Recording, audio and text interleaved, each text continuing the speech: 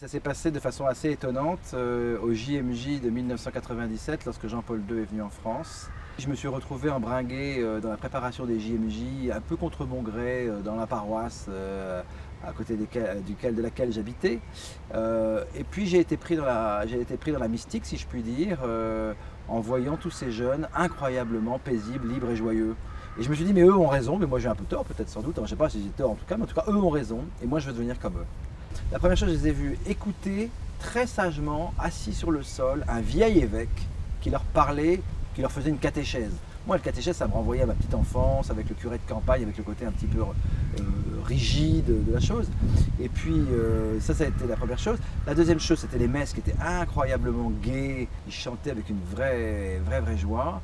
Et puis, la troisième chose qui parachève, c'est quand on voit des milliers, pour pas dire 1 million de chrétiens converger sur Paris, venant du monde entier et puis surtout de la France, pour prier ensemble. Ça, c'était quand même quelque chose d'exceptionnel, quoi. Donc, ce sont des jeunes, finalement, qui, par leur comportement, m'ont vraiment ramené au Christ. Et puis ensuite, ça a été la rencontre avec des prêtres, avec l'amitié aussi de certaines personnes que j'avais rencontrées à l'occasion de ces JMJ. Enfin voilà, c'est tout un ensemble de choses. Ça ne s'est pas fait dans une nuit d'extase, un pilier de Notre-Dame, quoi, hein, c'est sûr. De la même façon que j'ai redémarré ma vie personnelle de foi, je n'avais qu'une seule envie après, c'était de partager le trésor.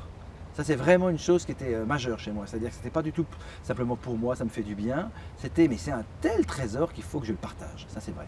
Ça, c'est vrai. Ma femme suivait un peu, déjà depuis longtemps, elle suivait, mais toujours un peu derrière, si je peux dire, entraînant un peu les pieds, disant, ouais, bon, sympa, mais enfin, bon, on a plein de choses à faire, on a des jeunes enfants, peut-être plein d'autres choses à faire aussi très importantes et intéressantes.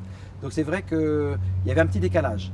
Et en fait, le rattrapage, si je puis dire, ou le croisement de nos deux désirs s'est retrouvé lors d'une retraite au Canada, à Kakuna.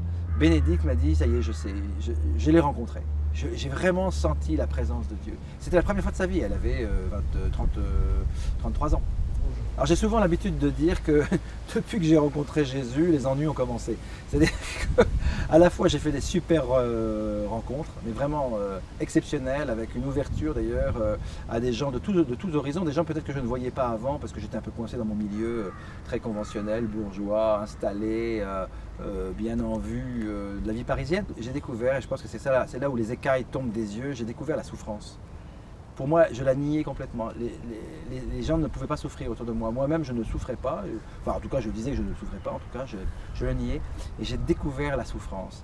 Et en découvrant la souffrance avec un regard chrétien et vraiment un amour du Christ, et on découvre la miséricorde. C'est un regard vraiment bienveillant et compatissant et comprenant et la souffrance de beaucoup de personnes. Et Dieu sait s'il y en a dans nos villes, hein. La deuxième chose, c'est qu'effectivement, au niveau professionnel, moi qui avais été un publicitaire pilotant sa carrière, je suis rentré dans l'abandon, vraiment dans l'abandon. C'est-à-dire en disant, Seigneur, fais de moi ce que tu veux.